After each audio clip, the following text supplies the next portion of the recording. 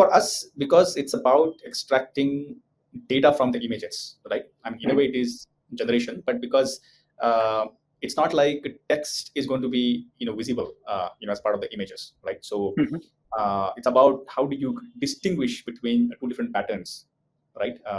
In the image, how do you precisely label the products that you have in the image? Because I mean, if you stand in front of a supermarket, right, and if you look at Lay's chips packets, maybe the two variants would look the same, but there is a slight difference where maybe there is some kind of discounting, either a flavor will change, right, or there is a difference in terms The of offer could size, change, the right? marketing There campaign are could be a lot of different. things change which need visual cues. So it's not about Right. just extracting the text, and that's where I mean, again, we are taking open source LLMs. There is a work done in terms of vision based transformers, where you can take these models, and we are trying to fit data sets that we have built over last 4 years, and then see how we can, for example, soft tag data. So can we reduce the burden of tagging team that we have, right? Because if you want to train any kind of vision-based models, right, you will still have to have a lot of data tagged, right, based on which you can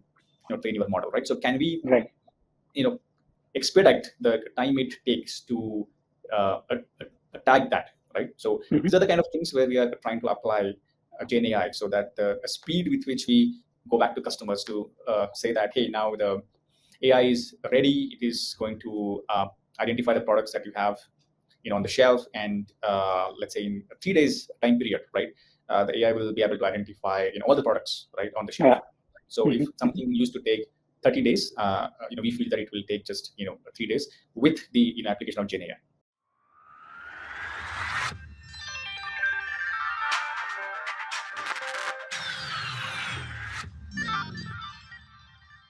Hi, friends, and welcome to this exciting episode of Leading with Data. Today, I have with me Vijay Gabale, who happens to be my college senior as well. So, he did his master's and PhD from IIT Bombay, the same institute I went to. And currently, he is building Infilect. So, he has been building Infilect for last 9 years, more than 9 years actually.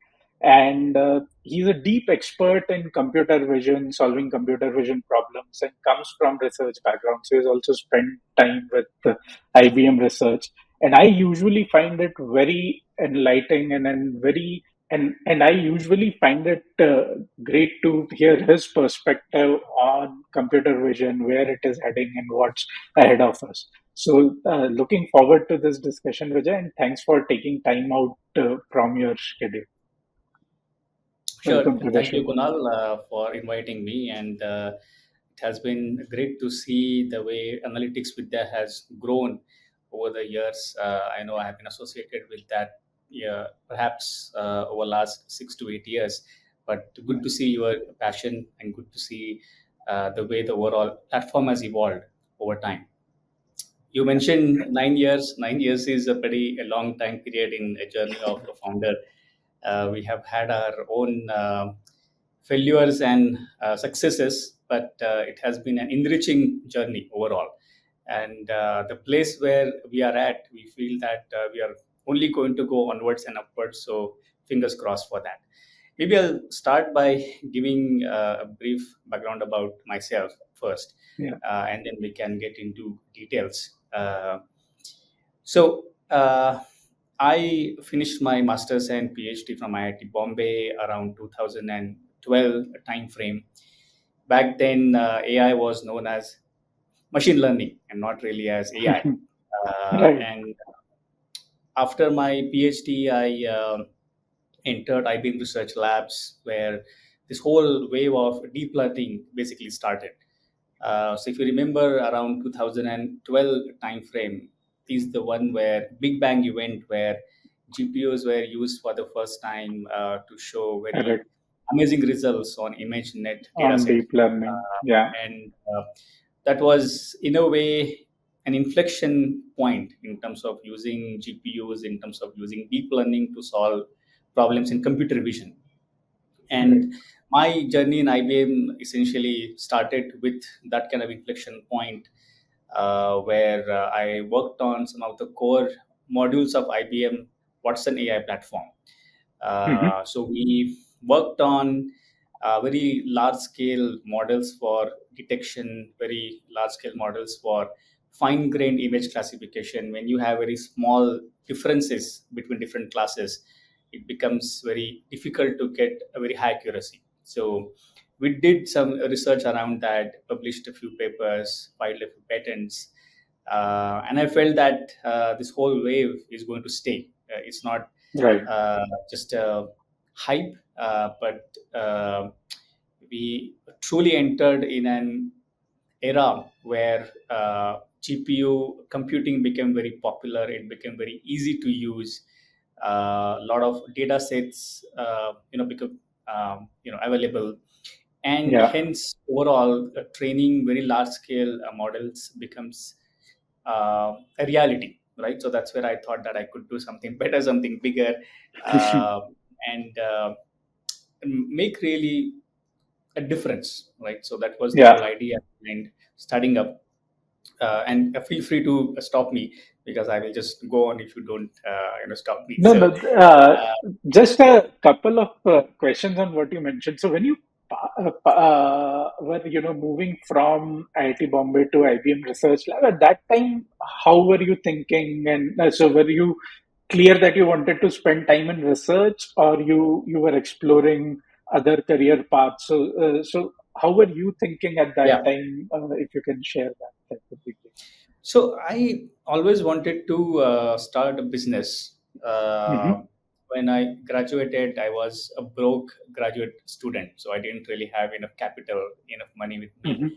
to do anything. Although in hindsight, now I see that there are a lot of young people Mm-hmm. who take a lot of bold risks, right? So I wish I had that kind of courage to take risk at that point, but I didn't have. So I thought that I need to have some kind of capital base before I really take a deep dive. Because once you start a startup, if you are at the right point with the right problem, with the right idea, right Yeah. timing, or right a trend, things become very easy. But if you're not, Correct. then it's going to be a grind. It will That's take yeah. 2 3 years for you to figure out the exact product, to build your customer base. So I knew that if that has to be the case, I need to have some kind of capital backup. So that was the idea, right? So Mm-hmm. that's the reason I took up the job. And of course, I also felt that it's good to build some more industrial expertise, Mm-hmm. understand what really happens in the industry, what kind of problems get solved in the industry, learn some of the core software engineering skills, because AI is Right. just not about training AI models, right? So you need to properly develop your code, deploy your models on the cloud, make sure that data drift is not there, or do Yeah. proper logging, right? So it was important to get or gain those skills. And Yeah. hence, with all of that mindset, I thought that let me join an industrial lab where I can not just do research, but also make some impact, put some AI models into production, and then gain that experience. So that was the Got it. reasoning Interesting. behind And did joining. you try anything before Inflect? So during college days, etc., were there any ideas you were working on, or you were very clear that you would take a bet when the base is there, Yeah. and also some experience probably? So my PhD thesis, the way I transitioned from my master's to PhD. So I finished my master's, and then I opted for PhD. And Hmm. the topic was to enable a mini network inside villages in India. Okay. So there is a Interesting. technology called Zigbee. You might have heard Hmm. about Bluetooth, Yeah. but there is a technology called Zigbee, which is very low cost and low data rate kind of technology. So with the Bluetooth, if you go, let's say, beyond 50 meters, you won't be able to transfer data, right? Hmm. Zigbee basically works where maybe you can extend the range about 200 meters, but it is a very low bit rate, kind of technology. So Hmm. our idea was to see if we can stretch the limits of that particular technology and increase the range to almost 1 kilometer. Okay. So it's like you can transfer data Right. over almost a kilometer, and then set up like a mini network, uh, Hmm. inside the village, so that people who don't have access to internet connectivity, who don't have access to telephone network, they can talk to each other. More like walkie-talkie, but it's like Right. your regular phone network. So I felt that, I Very mean, I got interesting. intrigued by that particular idea. It had a lot of components of, machine learning. How do you encode audio so that it works on very low bit rate kind of technology? Build a lot of, software. And I thought that maybe at the end of my PhD, I could really, productionize this. So I stayed Hmm. inside a village for almost 3 months. Uh, Wow. those are the nights where I have seen some of the clearest skies in India, where there is no pollution. We were on the top of a Yeah. hill, and it's like, I have roamed around the world, but I have not seen so many stars under a single roof, Wow. except there. So I had such good experiences there, and but in the end, so I started with this idea around 2009 time frame. By the Hmm. time I finished in 2012, there were a lot of changes in terms of 3G and 4G kind of technology. So Correct. I Hmm. realized that maybe by 2015, 2016 time period, 4G will become pervasive, and Right. I mean, there are still a few villages which don't have access to internet connectivity, uh, but I realized that it's not a big problem. The addressable market size is going to shrink over time for Correct. the product. So, but the intent with which I started was to see if I can, productionize the whole thing and then make some, real impact. So that impact factor was the one that drove me there. Of course, it gave me a degree, which is a nice thing. But after that, I felt that I need to change the course. Got it. So when did you come across these deep learning technologies? How did that happen? And was there a point when you decided that this is your Yeah. calling? So, see, during my PhD thesis, we had to stream audio Right. over network, and that's where I had to Hmm. use machine learning technology to compress and decompress a lot of data. Right. And that's where we used some of the deep learning related aspects, and that's where I thought that, oh wow, this is really working, right? So. Hmm.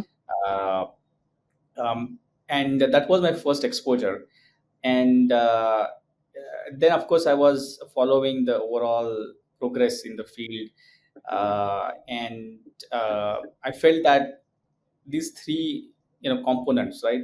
Data is becoming available, GPU computing is becoming available, and with a cloud, it is easy to train very large scale models and deploy them in practice. So these Right. trends are not going to be reversible, right?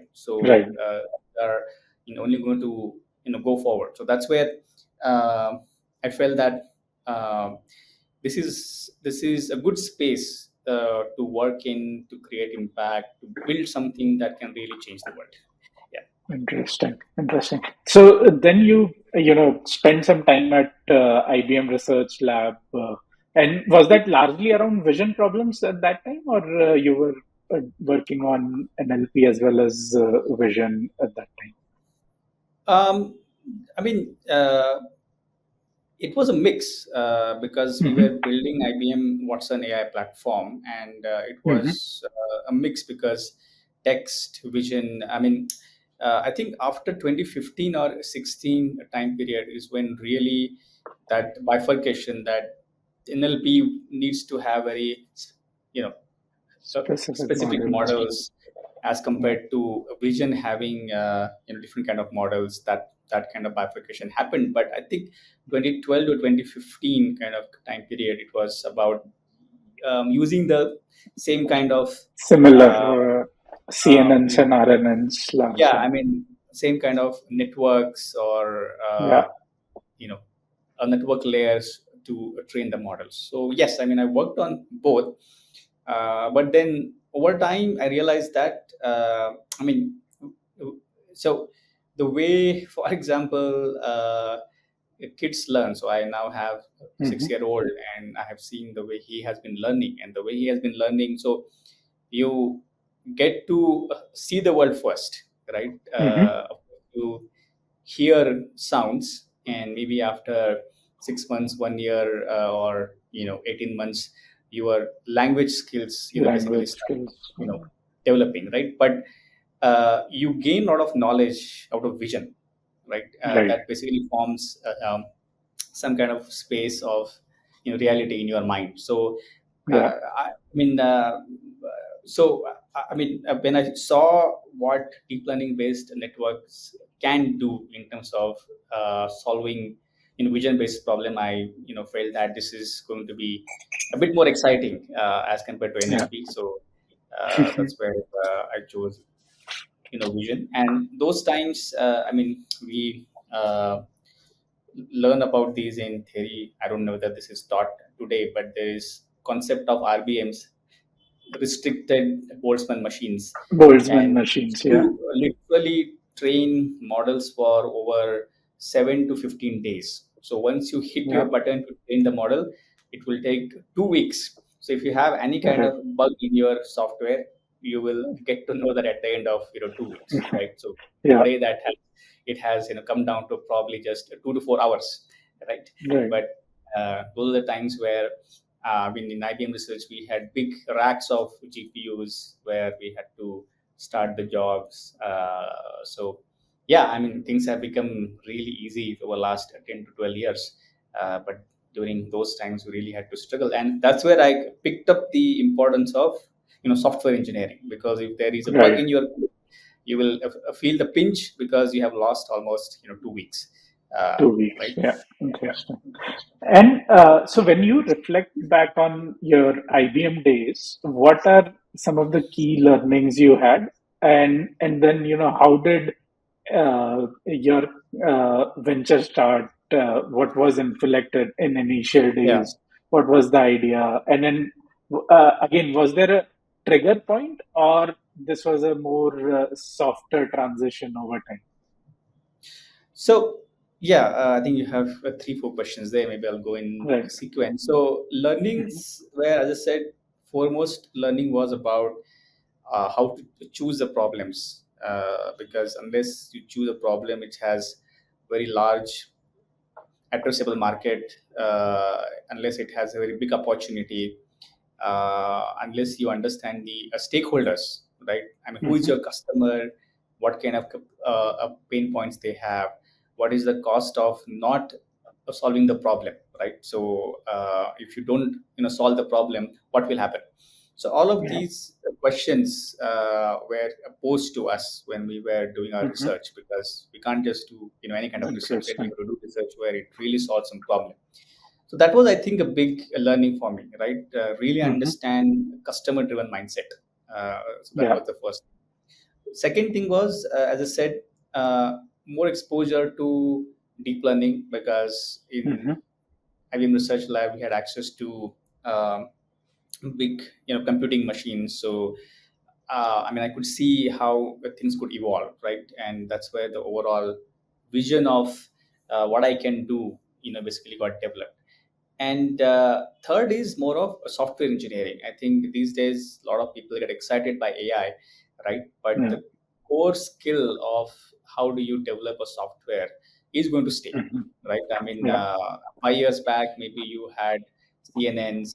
Now you have LLMs, right? So maybe after 5 years we may have something else, right? So we don't know. Right.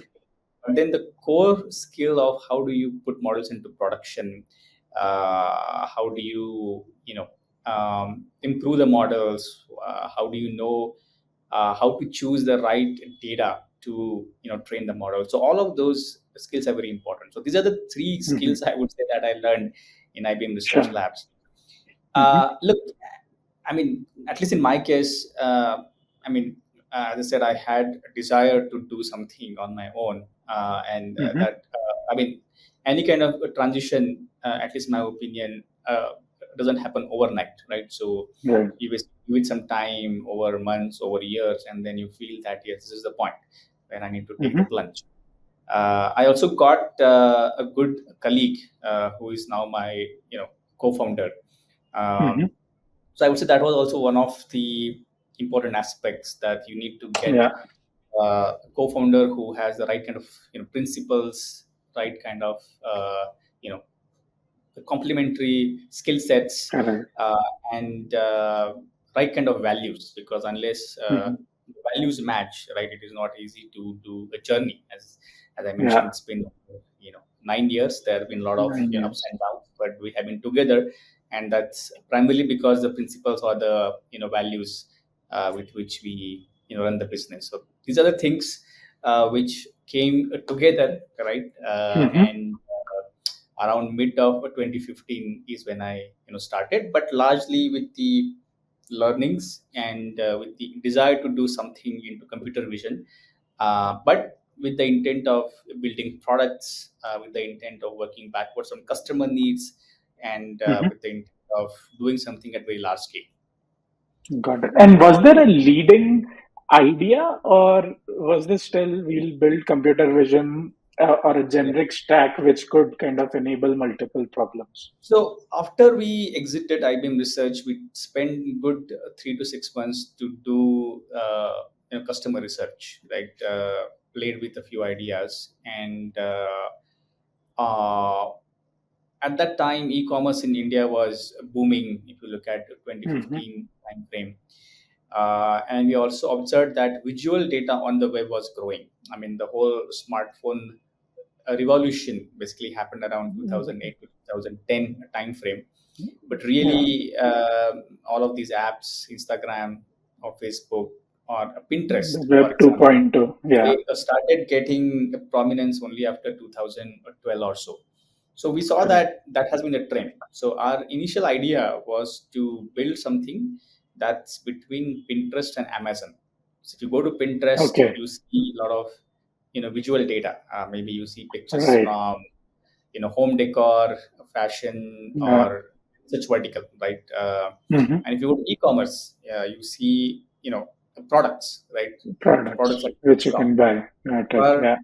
idea was to see if we can merge these two and build a Mm-hmm. B2C platform. When I say B2C, users like you and me can install an Right. app, or they can go to a website. They can just post a picture from where they want to shop Mm-hmm. something, and then we had indexed a lot of data from Flipkart or Amazon, and we did very fast a search on that data to figure out what are the products that we can recommend to users Mm-hmm. based on these features, right? So uh, Interesting. Mm-hmm. that was the idea. That was the initial idea, and we felt that because there are these two trends, Pinterest and e-commerce, basically growing, we felt that we can really create a category defining product. We can create a Right. category of our own, where the content driven commerce, right, Yeah. would be known for that. So Mm-hmm. and if you see, the core piece that you need to make this work is, can you really connect the pictures to products that you see on e-commerce portals. So that was the initial idea with which we Mm-hmm. started. We took almost I mean 2016 to mid of 2019, almost for 3.5 years we did work on that particular product. We didn't raise any funds, so, and that's the reason, as I Mm-hmm. said, I wish to have some capital to make sure that Yeah. we do something where it really sticks with the consumers, right? And until then, we Yeah. have enough, fuel. Um, so uh, at the end of those 3.5 years, what we realized, so we wish to hit the market to raise funds. We felt that this is a good idea. We have a few customers. We are generating some amount of revenue. So let's go and raise money so that we can build a lot more traffic to website. Um, Just one clarification. So when you say customers, were these B2C customers, or you in the middle had started serving this engine to some B2B customers? No, so our idea was always B2C, the B2C. initial Okay. idea, where, as I Hmm. said, users like you and me, or Right. Got it. users who use Flipkart or users who use Hmm. Pinterest, users who use Instagram, they can use our app, Yeah. but with the intent of shopping from pictures or shopping from videos, right? So Got it. Got that it. idea. So at the end of Hmm. 3 to 3.5 years, we realized that the category itself doesn't exist, in the sense Hmm. people are not really going to use a separate app to Hmm. shop from content. So they will either stick with Pinterest, or they will either go to Go Amazon, to right? e-commerce. Amazon Yeah. products. And if you see, even today, we don't really have any a prominent application where you can say that, hey, this is an app where I can really shop from content, right? I mean, app Yeah. as famous as Flipkart, or app as famous as, let's say, Instagram, right? So Yeah.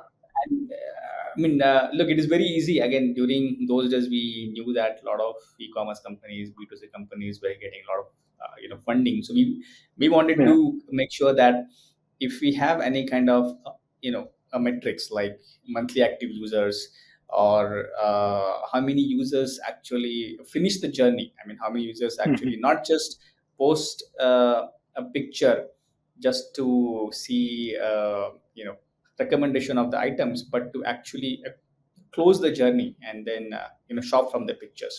So we looked at all of those metrics, and we felt that except maybe top 200,000 people in India, right, Hmm. who belong to certain class, the rest are not going to get attracted to this particular platform, and To it this will be not particular. that easy for us to monetize this particular platform. So yeah, I mean, that's where we were back to square And one, right? just one clarification. So the journey was I would upload my photo with something. Based on that, your platform would start generating recommendation. Was that Correct. the So, customer for journey? Mhm. example, let's say you are on Instagram, and if you Yeah, like a celebrity photo, you can just got quickly it. drop that photo into our app or into our website.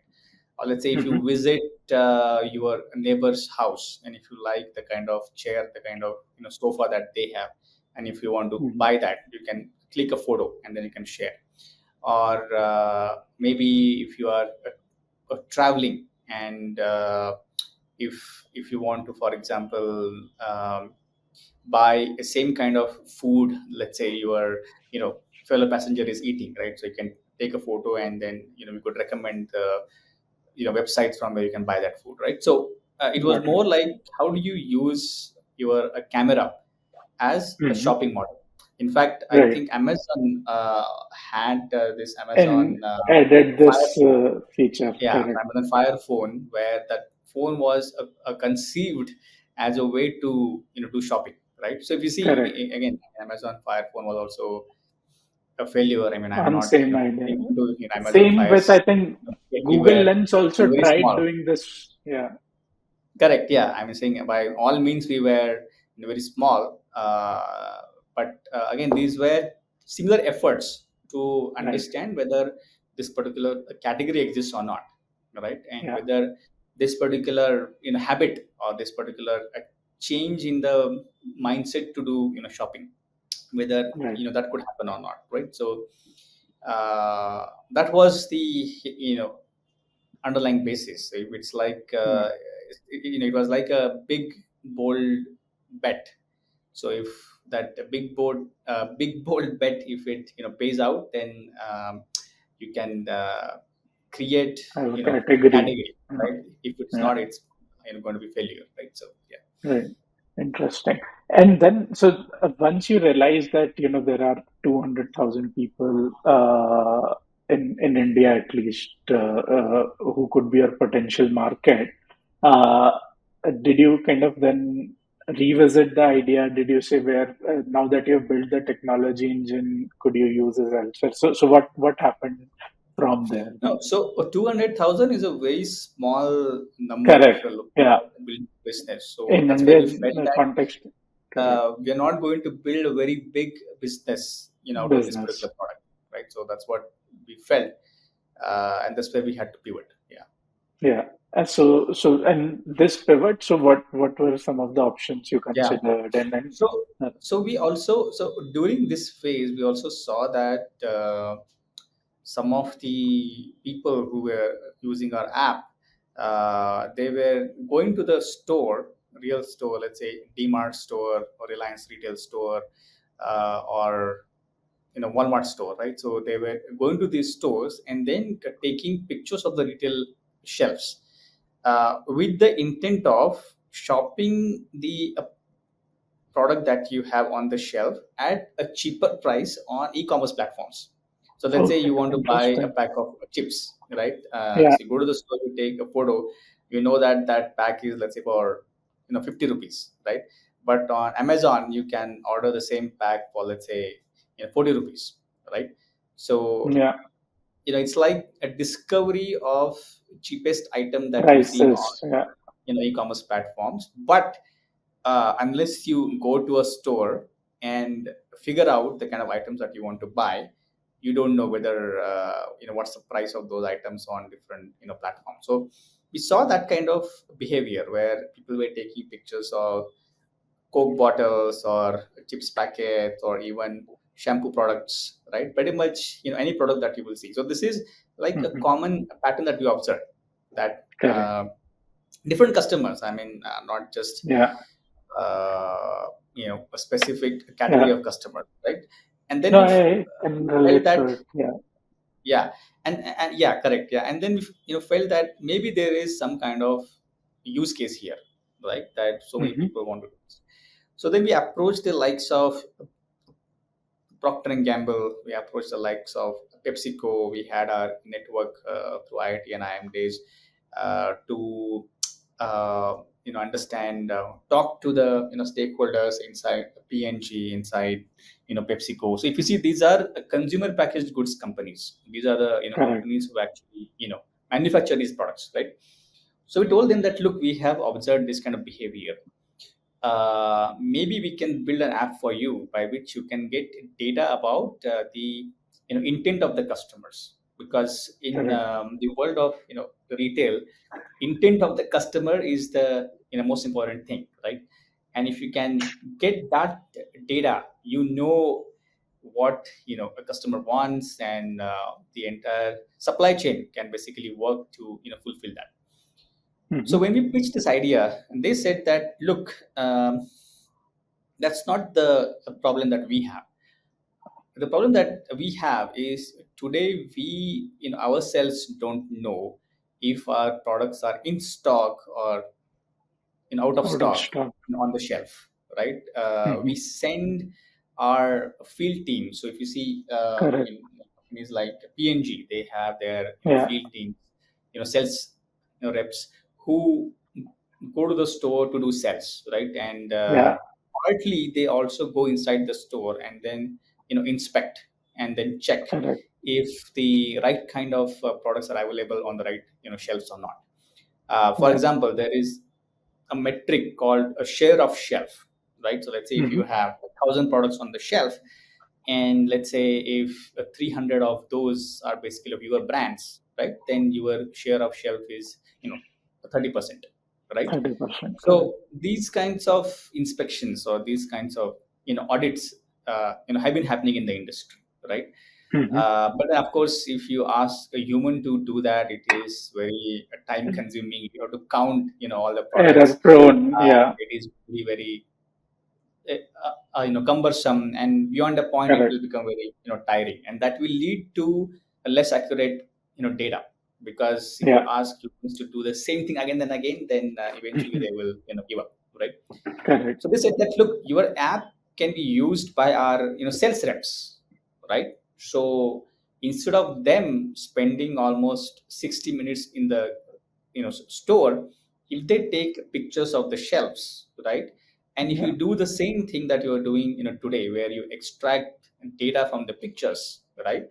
Instead of 60 minutes, they can finish the entire job in, let's say, 5 minutes, because Yeah. then your tool can basically tell them that And there are 50 products of Pantene brand, there are 50 products of Head and Shoulder brand, right? and this can also give us data, right, Yeah. which we can trust, right? Correct. And now that the time that a person spends in the store is going to get reduced, right? Same person can visit a lot many stores. So if Or maybe someone spend time building the relationship with the store owner or exactly, yes, exactly, right, or they can sell more items. So it's all about how yeah, do you augment the humans to do more, yeah, right? yeah. And again, I kind of got intrigued by the idea that we are kind of empowering the people to do more, right? Instead of Right. asking them to do something which is very mundane, right? They Yeah. can do something that will create impact, right? So this whole augmentation of humans so that they can do more, that idea kind of struck me. And so we felt that yes, and pretty much every CPG company in the world, in every part of the country has this problem, right? Because there are Yeah. these three parties. You have a CPG company, you have the stores who basically sell the products, and then you have consumers like us, right? So a Hmm. CPG company wants to understand what kind of shelf metrics I have, right, in on the stores. And unless I know these metrics, I don't know how to improve them. I don't know how to bridge out of stocks. In fact, the industry pegs this particular problem at almost $2 trillion. Again, I mean, Wow. McKinsey of the world will come up with these kinds of surveys, say that this is a very big Yeah. problem. But then, which basically means that if we can get data about what's there on the shelf, it can Hmm. solve some kind of systemic problems, right? Correct. And we also felt that CCTV cameras that that are there on the store, those are not really capable. Those are not really mounted with capturing the shelf. So there is no Yeah. other way but to augment the users to go in the stores and then take pictures, right? So Interesting. with that kind of feedback, around mid of 2019 is when we started building what we do today, right? So it's been Yeah. over, it will be over 5 years since then. And we have found you know a product market fit where today we are over live in over 20 countries. We track over 500,000 stores across the globe, Wow. over 10,000 users use our app to take pictures in the store, and we get, I think, anywhere between 5 to 10 million pictures in every month, right? So Wow. that's those many pictures we process. So we have built a lot of infrastructure. Of course, there is a core AI piece that we have built where we have to extract Hmm. data from the pictures, but there is also a lot of core infrastructure that we have built to support this kind of load.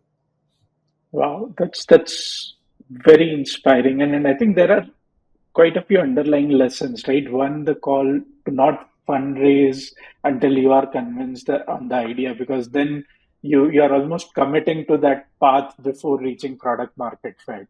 And the second is, I think, the consumer insight piece that, with the data you had, you went back and looked at what can we solve from this. And just out of interest, right? So I know the CPG in itself is a big market, but the same idea could be used in multiple other places, right? So maybe tracking attention span of students in the class to, how many people are attending a show or a movie, or so the same. It's underlying very similar engine. So at any point, did you kind of explore these other channels, or once you were in CPG, you thought kind of going deep in that domain and staying focused on that? So, I mean, a couple of points. It's always a question of whether it's a boon or a bane when you have a technology which can do 10 things, right? Right. Uh, and in my opinion, it is a bane because then, unless you are focused on something, it is very easy to get distracted.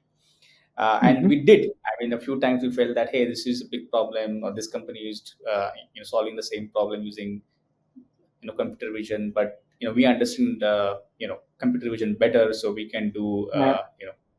better job than them. So it was easy to get distracted. And the one thing that I have learned over last 5 years is saying no.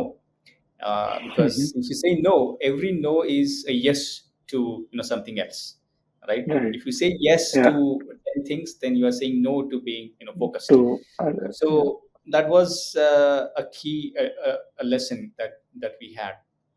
But I think you're right. I mean, the same underlying technology can be used to solve several problems, right? And I think there are many companies who have now developed products, the kind of use cases that you mentioned. Can Mhm. you really track attention of the students and help them to learn better, right? So Yeah. I mean, as I said, each of these use cases need a specialized tech stack going deep to get data sets on which you can train very high accuracy models. I said Yeah. you also have to build a lot of a software infrastructure, right, to make sure that all Correct. of these use cases That is can true. scale. But for us, as I said, the factor that drove us is the market large enough? Are we Mhm. addressing a problem which has a big opportunity, and is that really going to make eventual impact into a human's life, right? Correct. So these were the factors, and we felt that, as I said, if we can make, I mean, if you see today over 10,000 users, we are making maybe a tiny bit of change in their life, right? Where Yeah. instead of them struggling to do something manually, we have given them more like AI based auditor by which they can take photos and they can get data. So those are the factors that laid on our minds, where we felt that yes, CPG is a sector. And I think more important thing is most of the CPG companies that we work with today are basically profit, right? Which means Mhm. it is a problem of how to get money from their pocket to our pocket, right? So if Correct. you work with Mhm. customers who themselves are in loss, then it is not easy to build business. So yeah. Correct, correct. And this is now more out of curiosity, right? You started this in 2019, and the model was largely enabling field salespeople who are going in stores. So how was COVID for you? Did it actually accelerate you? Did it kind of create challenges? And then what was that journey like? Yeah, I mean, like most of the people, COVID was a disaster for us, for the business, right?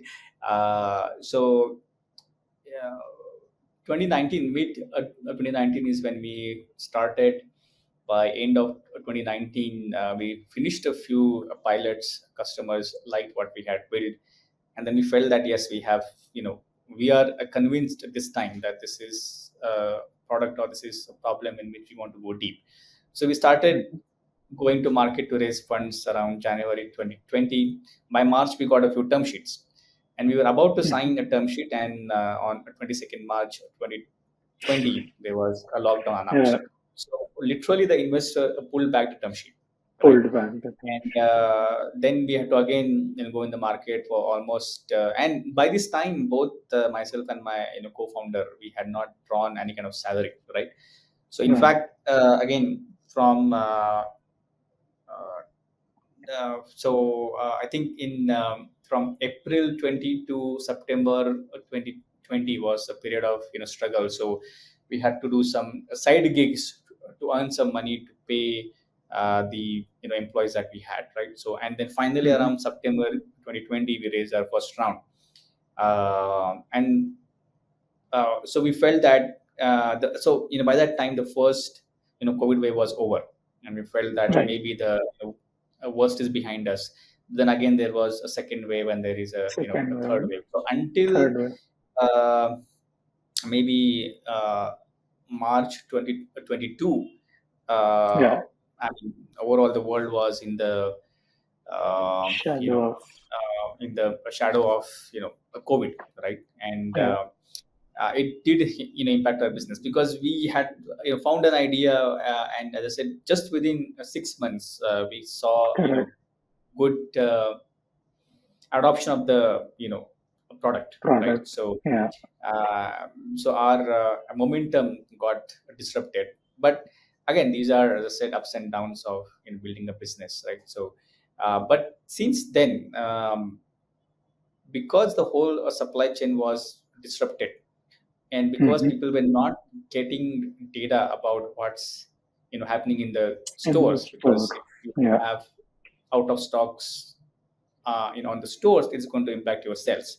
So because of all of that, and because of a push to adopt digital tools, right? So we saw that from mid of 2022, we saw that there was a push. So there were a lot of tailwinds, right, where we Hmm. saw that the number of queries as a part of our website increased, right? So people wanted to understand more about our product. They wanted to do a few Interesting. POCs or pilots. So we saw a surge, right? And not just, and interesting thing was that we got requests from different parts of the world. Hmm. So South Korea, or Russia or Brazil, and of course US. I mean, in addition to getting interest from countries like India, right? We got interest from different parts of the world. So we felt that again we are on the right track. Maybe Yeah. there was a momentary tsunami which put us aside Right. from the track, but then once that wave is over, we were again back on track. So Interesting. since 2022 to now, most of the business that we have built is basically in last 2 years, right? So sometimes I just Interesting. want to forget what happened in the first 5 to 7 years, but then as I Right. said, that's life for you, right? So sometimes you Yeah. do struggle to get what you want. Very interesting and very inspiring. And it's not directly kind of applicable, but in the last, year and a half, there is this wave about generative AI products and then applications. And while, your engine and use case is different, but I'm sure there are areas where you are thinking about integrating some of these Yeah. capabilities. So how are you thinking about generative AI? What are some of the, let's say, things you see in future, and then how do you see this product, let's say, evolving Yeah. in the next couple of years?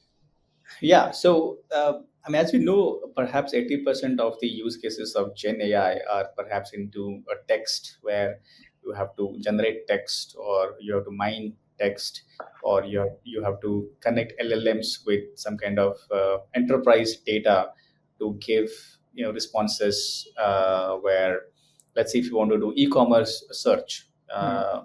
if you want to ask a question, I'm a farmer and I want to build things for my farm, right? So what kind of things I need? And if you go to, let's say, website of Flipkart, then I think LLMs or Gen AI will not just converse, but actually give products from the list of products which can help that farmer, right? So Yeah. I think we have come to that point where instead of going and searching for the products, saying that I need these kinds of fertilizers, or I need these kinds of seeds and other things, right? So it's just a very simple way to converse. See, for us, because it's about extracting data from the images, right? I mean, in a Right. way, it is generation, but because uh, it's not like text is going to be visible, as part of the images, right? So Hmm. it's about how do you distinguish between two different patterns, right? In the image, how do you Hmm. precisely label you know uh, the products that you have in the image? Because Hmm. I mean, if you stand in front of a supermarket, right, and if you look at Lay's chips packets, maybe the two variants would look the same, but there is a slight difference where maybe there is some kind of Yeah. discounting, either you know a flavor will change, right? Or there is a difference in terms The of offer could size, change, the right? Or marketing there are campaign could be a lot of different. things change which need visual cues. So it's not about Right. just extracting the text, and that's where I mean, again we are taking open source LLMs. There is a work done in terms of vision based transformers, Hmm. where you can take these models, and we are trying to fit data sets that we have built over last 4 years, and then see Hmm. how we can, for example, soft tag data. So can we Hmm. reduce the burden of a tagging team that we have, right? Because if you want to Hmm. train any kind of vision based models, right, you will still have to have a lot of data tagged, right, based on which you can train your model, right? So can we Right. you know expedite the time it takes to tag that, right? So Hmm. these are the kind of things where we are trying to apply Gen AI, so that the speed with which we go back to customers to say that, hey, now the AI is ready. It is going to identify the products that you have, on the shelf, and let's say in 3 days time period, right? The AI will be able to identify all the products right on the shelf. Yeah. So if Hmm. Hmm. something used to take 30 days, we feel that it will take just 3 days with the application of Gen AI. Right. So you see the timeline shrinking, which has been, I think, going on for some time in industry, but that further comes Yes. down. Yeah. And then Yeah. new capabilities about these visual cues, enabling that more accurately and then with more precision Yeah. is Yeah, I mean, interesting. see, in the end, with I mean, let's say 2 to 3 years from now, I feel that again there will be bifurcation where Gen AI, which works really well for text, versus Gen AI that works really well Would come for back. vision-based problems, right? So you will see Yeah. that those kinds of models will evolve. If you see again, a Chat GPT took it almost 2 to 3 years to get to a point where text-based Correct. generation, right? And Yeah. only perhaps in last 2 months they have added some kind of support where you can also uh, put an Edit image the and then image. And ask a few questions, right? But again, it correct. is perhaps I would say 40% kind of accurate, right? So it will take some time, but I think it will go to a place where you will start seeing Gen AI models which can again surprise you in a way in which ChatGPT did, right? So yeah. Great. Yeah. Uh, thanks a lot, Vijay, for sharing that journey. Very profound, very inspiring. Towards the end of these shows, we just do a rapid fire questions with the Okay. guests. And the idea is to just know you better and then who you are as a person, right? So any particular books which kind of had big impact on you, or which you would recommend to people? Anything which comes top of the mind? Yeah, there are a lot of books. It's very hard to pinpoint one, but I'll just go with the Mhm. one that I have read the most. Zero to One. It's by Peter Okay, Thiel. Peter Yeah, Thiel. Yeah, yeah. yeah, interesting. And you mentioned the importance of saying no earlier, right? What was the most difficult no you had to say, and what was that? So last year we had three term sheets, and we had to say no to them. It is always difficult to say no to money because the valuations were not great. But yeah, we had to say no. Yeah. Okay, and as a person, do you kind of spend time working at night? Are you a morning person yourself? So when are you most productive? What is your typical style of working? I have learned to take 7 to 8 hours of sleep.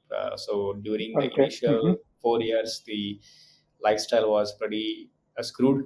So what I've learned, and now I'm neither very early riser. I wake up at 6 or 6:30. I mean, for some of the young people, it could still be early, but yeah. So Mhm. I go at 6 or 6:30 and go to bed 10 or 10:30. Okay. And as a person who spends so much time with computer vision, is deeply passionate about it, what is, let's say, a problem you wish computer vision would solve in a few years or in future that deeply inspires you? Yeah, it's again hard to pick one particular problem. Hmm. Uh, but I think I mean, I had come across this very interesting, a problem where there are very um, expensive telescopes by which you Hmm. can take pictures of galaxies.